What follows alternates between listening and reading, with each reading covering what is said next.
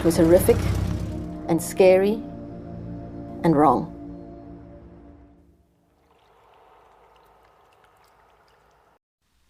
Bonjour et bienvenue dans le journal du True Crime saison 1, épisode 5. Aujourd'hui, on va parler d'une warrior. Je n'ai pas d'autres mots, je n'ai jamais entendu une histoire pareille de toute ma vie.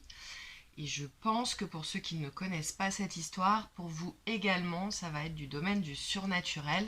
Si vous êtes un petit peu sensible aux détails du corps humain, du médical, je vous conseille de réfléchir avant de regarder cette vidéo parce qu'elle est assez difficile à entendre. Je vous remercie à tous, nombreux à vous abonner à ma chaîne et j'ai des commentaires bienveillants, des partages, des likes, des gens qui me rejoignent. Donc je voulais déjà vous remercier parce que c'est vous qui faites en sorte que je continue. Si vous n'étiez pas là, je n'aurais aucun intérêt à continuer. Donc faites-vous un petit café, un petit thé, installez-vous confortablement. Je vais vous raconter une histoire qui, pour ceux qui ne la connaissent pas, va être juste hallucinante. What are you accused of?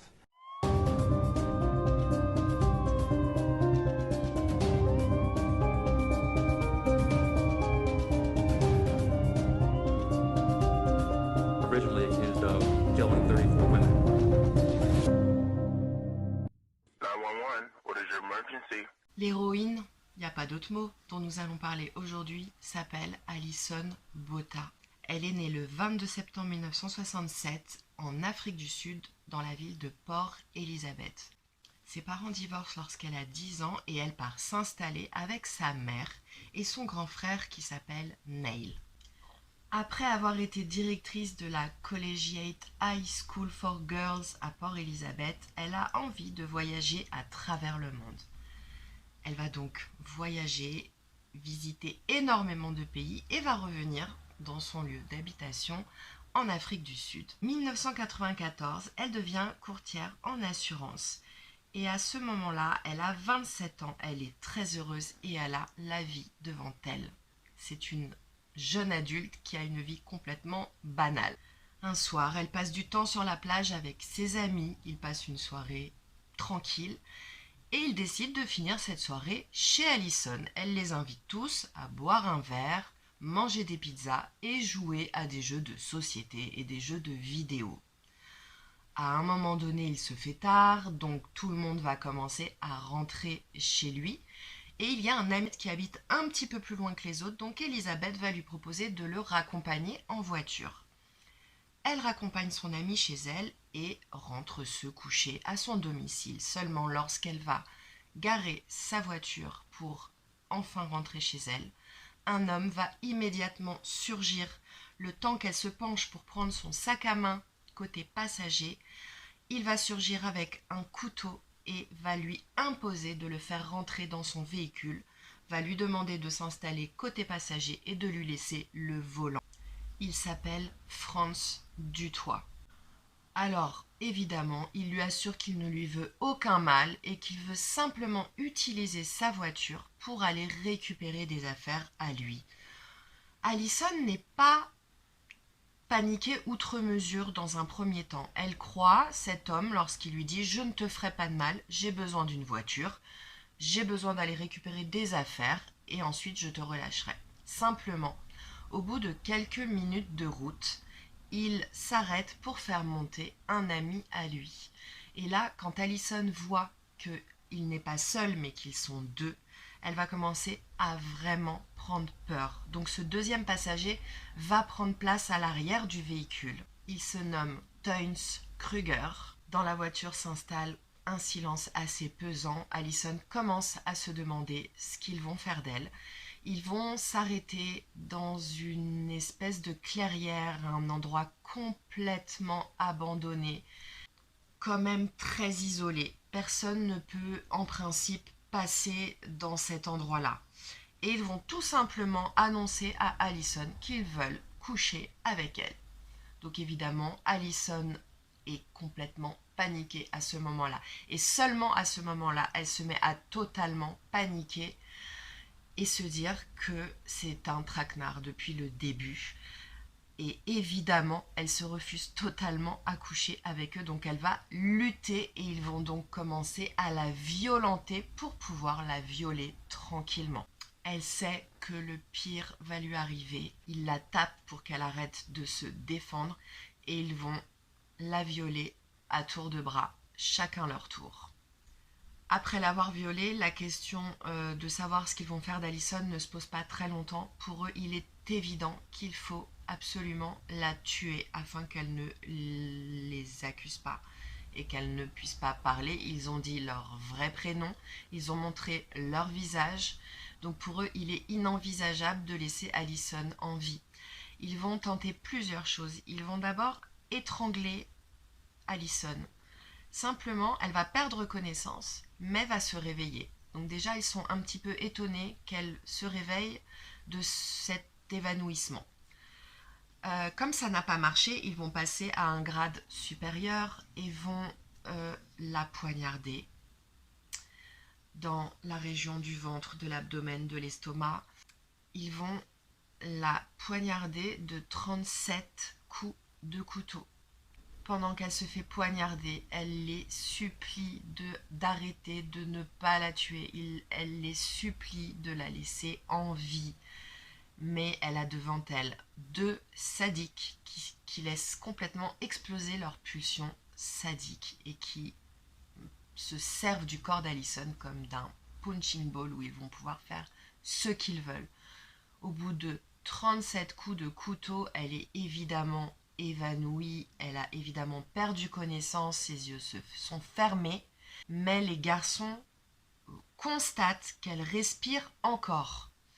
Donc afin d'être sûrs et certains qu'ils vont bien laisser un cadavre derrière eux et pas une personne vivante, ils vont décider de l'égorger. Je pense qu'ils ont voulu la décapiter, mais qu'ils n'avaient pas le matériel adéquat. Donc avec leur couteau, ils l'ont égorgée à 17 reprises. Donc la tête était presque détachée du reste du corps. Ils voient que la respiration a un petit peu cessé. Ils regardent leur travail accompli. Et il y a Franz qui dit à Keynes « Est-ce que tu crois qu'elle est bien morte ?» Et Keynes lui répond « Personne ne peut survivre à ça. » Donc ils vont reprendre la voiture, ils vont prendre soin de prendre toutes les affaires d'Alison, ils vont donc la laisser nue et pour morte, pleine de sang, le ventre ouvert, la tête quasiment décapitée, et ils vont prendre la fuite. Ils ont également mutilé ses organes génitaux.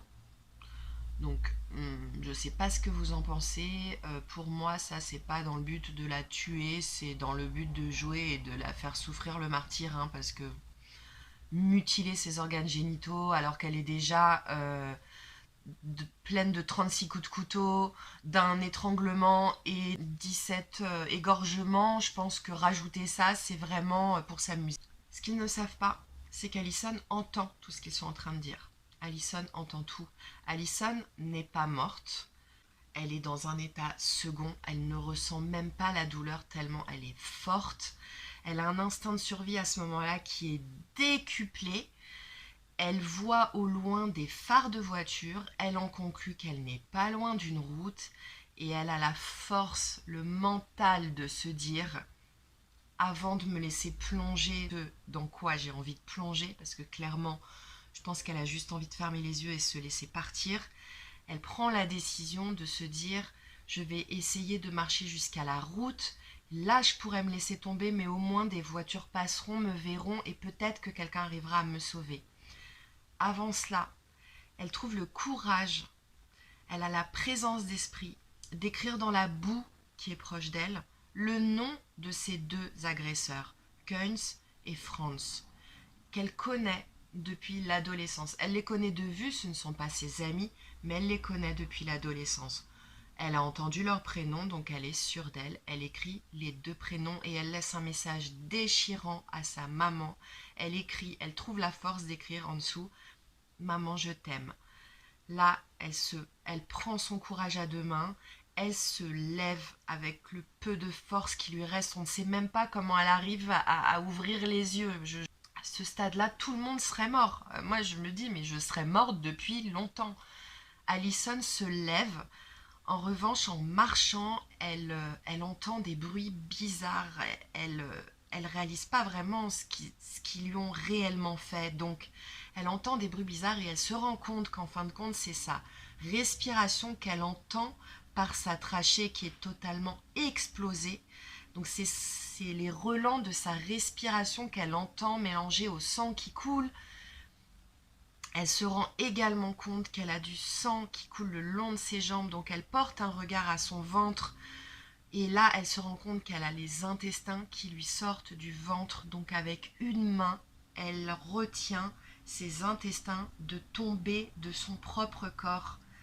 Elle se rend compte aussi que sa tête bascule vers l'arrière. Donc avec son autre main, elle décide de tenir sa tête et de la maintenir vers l'avant afin que sa tête ne se détache pas de son corps. Donc Allison, qui vient de subir un enlèvement, un viol, des tortures, des actes de barbarie, un égorgement, est en train de trouver la force de marcher jusqu'à une route en se tenant les intestins et en se tenant la tête. C'est du domaine du surnaturel. Peu d'humains, je pense, auraient réussi à faire ce qu'Allison a fait. C'est hallucinant. Je ne sais pas ce que vous en pensez. Moi, je trouve ça juste hallucinant. Je pense qu'après, c'était pas son jour. Je pense que c'était pas du tout son jour pour mourir, parce que si elle n'est pas morte ce jour-là, mon Dieu, est-ce qu'elle mourra un jour? Elle est juste une warrior. Moi, je la vois comme une warrior. Elle est extraordinaire, elle force le respect, elle est incroyable. Elle-même n'explique pas aujourd'hui comment elle a trouvé la force de marcher en tenant sa tête, ses intestins, en perdant tout ce sang. Elle s'écroule enfin sur la route, et là elle lâche tout, elle ferme les yeux, elle n'a plus aucune force, elle est clairement en train de mourir. Sachez que des premières voitures vont passer, vont la voir et vont la contourner, ne vont même pas s'arrêter. C'est hallucinant. On se dit comment une voiture peut passer à côté d'une femme par terre qui pisse le sang et continuer son chemin. Une voiture enfin arrive et va lui porter secours. Ce héros est un vétérinaire qui s'appelle Tian Eilerd. Il va appeler immédiatement les secours et en attendant les secours, il va lui positionner une couverture sur elle parce qu'il sait qu'on a extrêmement froid quand on est en train de perdre du sang, qu'on est blessé et qu'on a mal. Il va lui replacer sa thyroïde qui est totalement ressortie de son corps. Il a des notions de vétérinaire, donc des notions médicales qu'il va mettre à profit pour essayer de sauver la vie d'Allison. Donc il lui replace la thyroïde et surtout en attendant les secours, il lui parle énormément, il essaye de la maintenir éveillée, il lui parle, il lui dit de laisser les yeux ouverts, de s'accrocher, que les secours arrivent. Allison a beaucoup de mal à garder les yeux ouverts, elle a beaucoup de mal à le regarder. Elle sait qu'elle est prise en charge, donc elle n'a qu'une envie, c'est de se laisser aller enfin à s'endormir. L'ambulance a mis 40 minutes à arriver, c'est quand même énorme. Et Tian, le monsieur qui lui a sauvé la vie, est avec lui dans l'ambulance. Et il dira plus tard que, déjà il s'est rendu compte de l'étendue des dégâts dans l'ambulance. Il a vu qu'elle était donc quasiment décapitée, qu'elle n'avait plus de cheveux, qu'elle était éventrée, poignardée aux organes génitaux, mais certains nerfs n'ont pas été sectionnés. C'est pour cette raison qu'elle n'a pas fait d'hémorragie fatale. Certains organes ont été épargnés comme les poumons et le cœur. Voilà, Tian pense que l'ambulance ne roule pas vite. Tian pense que les ambulanciers se sont dit clairement que Allison allait mourir, que ça servait strictement à rien de rouler vite et d'essayer quoi que ce soit. Pour eux, elle était déjà condamnée. Seulement Tian, lui, a espoir. Donc il demande à l'ambulance de se dépêcher. Arrivé à l'hôpital, Allison va pouvoir être prise en charge. Le médecin urgentiste Alexander Angelov dira plus tard qu'il n'a, de sa carrière, jamais vu de telles blessures. Et pourtant, il a des dizaines d'années de carrière derrière lui. Cette nuit-là, les médecins, des grands spécialistes de la gorge, lui sauvent la vie. Elle est longuement opérée et survit. Ils ont dû nettoyer tous les débris qu'il y avait dans son ventre parce qu'évidemment, à partir du moment où elle a été éventrée et qu'elle a essayé de se hisser vers la route, il y a des débris, des bouts de bois, des grains de sable, tout plein de choses qui avaient sur le sol, qui sont rentrées dans son ventre, qui se sont collées aux parois intestinales, qui pourraient causer par la suite des infections, qui pourraient la faire mourir. Donc évidemment, il nettoie tout, il la répare. On peut parler de réparation, il la répare de la tête aux pieds. Et par miracle, Allison survit à toutes ses blessures. À son réveil et malgré son état, elle arrive à reconnaître son agresseur dans un dossier de photos de la police. La police va lui demander si elle tient ou pas à faire sa déposition. Elle ne peut pas parler car elle est intubée, mais elle peut écrire. Et Allison veut participer à l'enquête. Elle s'en fout qu'on la soigne, elle s'en fout de son état. Elle veut mettre ces deux personnes hors d'état de nuire. Elle ne veut pas. Elle est tellement altruiste, elle est tellement tournée vers l'autre qu'elle ne veut surtout pas que ça arrive à une autre personne. Et pour cela, elle se dit qu'il faut très très vite les retrouver. Donc très vite, elle demande à la police de coopérer par écrit et elle va désigner sur photo ces deux agresseurs. Ses amis viennent la voir à l'hôpital, ils ne la reconnaissent tout simplement pas. En revanche, ils sont halluciné de son courage, de sa force. Il lui soupçonnait pas une telle force. Tout le monde la voit comme une héroïne, une warrior, une survivante. C'est une femme hors du commun. Elle a mis des mois et des mois à se remettre. Elle souffre énormément. Elle doit très souvent se rendre à l'hôpital, même après sa sortie. Elle sort assez rapidement des soins intensifs. Ses amis sont bouleversés par son état. Elle est pleine de blessures, de cicatrices qui sont évidemment très douloureuses et qui vont nécessiter des soins sur des mois et des mois. Les agresseurs, donc Franz Dutoit et Koen Kruger, ont des antécédents judiciaires pour viol. Donc ils étaient connus des services de police. Pourquoi sont-ils en liberté, me demanderez-vous ? Parce que les premières femmes qu'ils ont violées, malgré les menaces de mort qui pesaient sur elles si elles parlaient, ont quand même parlé à la police. Donc ils ont été en prison. N'ayant pas tué ces femmes, ils sont ressortis. Et donc, morale de l'histoire, ils se sont dit, la prochaine qu'on viole, il faudra la tuer puisque les menaces de mort ne fonctionnent pas. On a parlé sur nous, on nous a dénoncé, donc la prochaine, on la tuera. Et la prochaine, c'est Allison Botta. Pendant leur interrogatoire, Franz Dutoit et Koen Kruger se voient mettre en examen pour enlèvement, viol en réunion, acte de barbarie, tentative de meurtre. Quand Franz entend tentative de meurtre, il tique. Il dit « Comment ça, tentative de meurtre ?» Et là, il comprend qu'Allison est en vie. Chose hallucinante. Donc les deux sont choqués. Pour eux, ce n'est pas possible de se relever de toutes les horreurs qu'ils ont fait subir à la jeune femme. Aucun être humain n'est censé se relever de ça. Donc ils sont complètement sous le choc. Il y a énormément de preuves contre Dutoit et Kruger, les habits d'Allison couverts de leur ADN, la voiture d'Allison couverte de leur ADN et leurs vêtements à eux couverts d'ADN d'Allison. Donc c'est évident que ce sont eux les coupables. 6 mois après son agression, Allison doit voir un psychiatre. Elle va très très mal physiquement, mais aussi psychologiquement. Elle a un syndrome post-traumatique extrêmement élevé. Elle a vécu ce que personne n'a pu vivre sur cette terre. C'est le pire qu'on puisse vivre. Elle a su reconnaître ces deux agresseurs derrière une vitre sans teint. Elle a identifié les numéros. Kruger portait le numéro 6 et Dutoit le numéro 13 parmi 15 personnes. Et il s'agit bien de ces deux hommes dont on a retrouvé de toute façon l'ADN.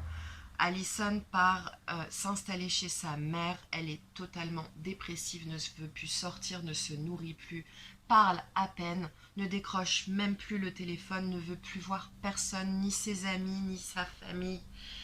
Elle est complètement traumatisée. Quand elle ne va pas au travail, elle ne prévient même pas son travail, ce qui ne lui ressemblait pas du tout.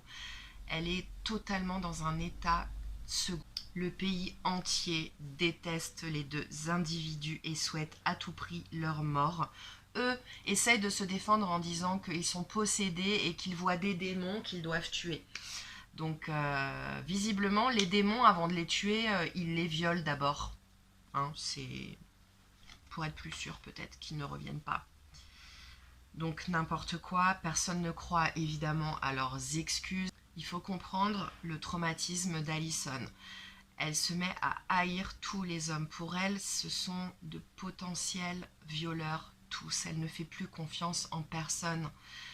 Mais un jour, elle prend conscience qu'en fait, en vivant comme ça, elle donne raison à ces deux agresseurs. C'est ça qu'ils ont cherché à faire. Ils ont cherché à lui briser sa vie. Donc, ce jour-là, elle va avoir un électrochoc et elle va dire « Il faut que je parle de mon histoire, il ne faut pas que je me renferme sur moi-même ». Elle va commencer à être invitée à des conférences. La première conférence à laquelle elle va être invitée, elle hésite, elle a envie d'annuler, elle n'a pas envie d'y aller, elle n'est pas sûre d'y aller. Et elle va prendre son courage à deux mains et y aller. Et elle va se rendre compte à la fin de cette conférence que ça lui a fait tellement de bien. Et elle va comprendre que c'est ça, sa thérapie. Sa thérapie, ça va être de parler de son histoire au monde entier, de servir d'exemple et de dire aux gens, si j'ai pu me sortir de ça, tout le monde peut se sortir de n'importe quelle situation. Elle ne parle pas simplement des agressions physiques et des agressions morales. Elle parle de la résilience. Elle parle de s'en sortir dans la vie. Elle dit que si on peut se sortir de cette horreur, on peut surmonter n'importe quelle épreuve.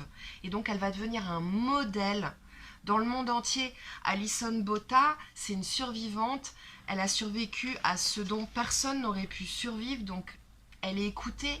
On est attentif à ce qu'elle dit. C'est une héroïne. Elle va écrire 2 livres sur son histoire. Elle va se soigner comme ça, en parlant et en aidant les autres. La chose jolie de cette histoire, c'est que son sauveur, qui aurait dû être vétérinaire, avec cette histoire, avec Alison, il est finalement devenu médecin. Et c'est ce qu'il a vécu avec elle qui lui a donné envie d'être médecin. Alison a libéré la parole sur le viol dans le pays de l'Afrique du Sud, donc elle a un rôle extrêmement important dans le paysage médiatique et politique de l'Afrique du Sud, mais du monde entier. Il y a un film qui est sorti sur sa vie. Elle a dit qu'elle pardonnait à Kruger et à Dutoit parce qu'elle ne voulait pas vivre dans la haine et elle ne voulait pas leur donner cette importance. Ils vont prendre, lors du procès, 3 fois la peine à perpétuité sans possibilité de libération conditionnelle. Donc évidemment, c'est un immense soulagement pour Alison, sauf qu'en octobre 2004, une nouvelle loi va sortir qui dit que n'importe qui peut être admissible à la libération conditionnelle, quelle qu'ait été la peine prononcée lors du procès.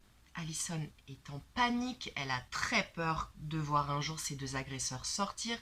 Elle alerte absolument tout le monde sur la dangerosité de ces 2 hommes et elle va se rendre compte que l'un d'eux, Franz Dutoit, est en couple malgré le fait d'être en prison et a accès à Internet, a accès à Facebook.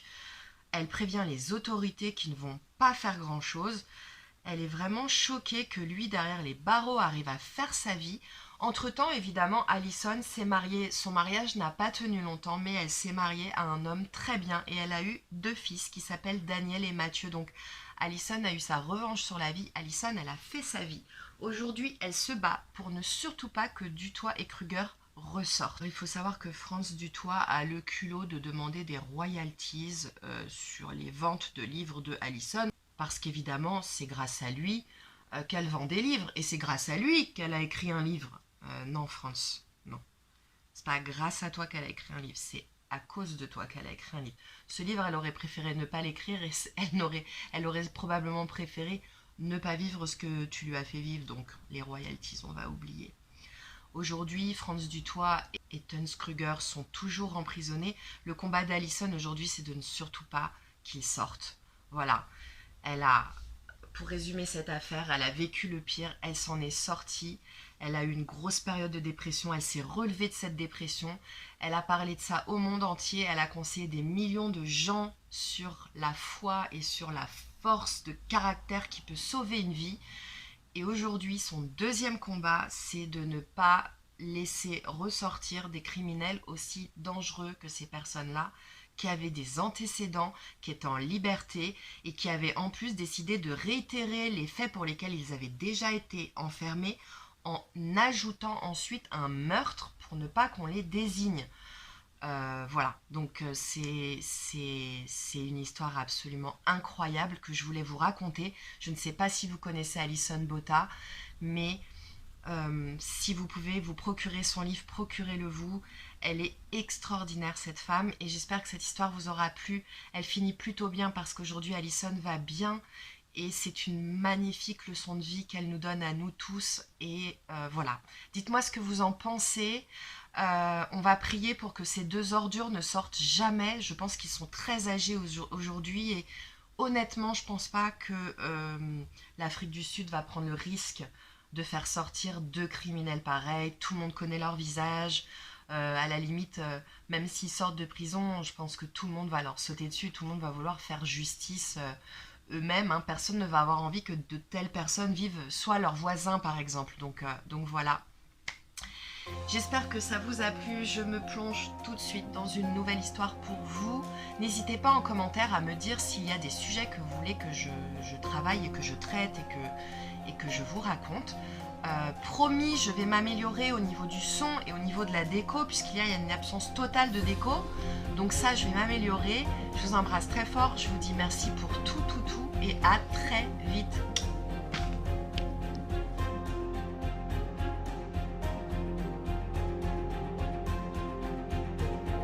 So many people want the happy fairy tale ending for me.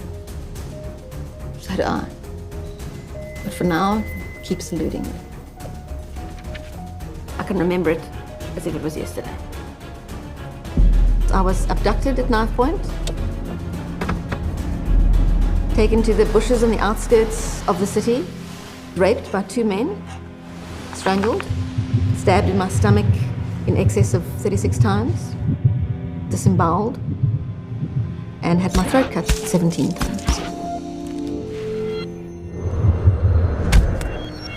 It was horrific and scary and wrong.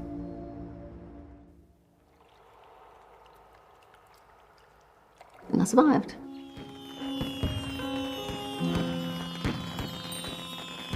And I think that's where the journey started. We actually are capable of a lot more than we allow ourselves to think. This is my tale, my way. And it's not the end.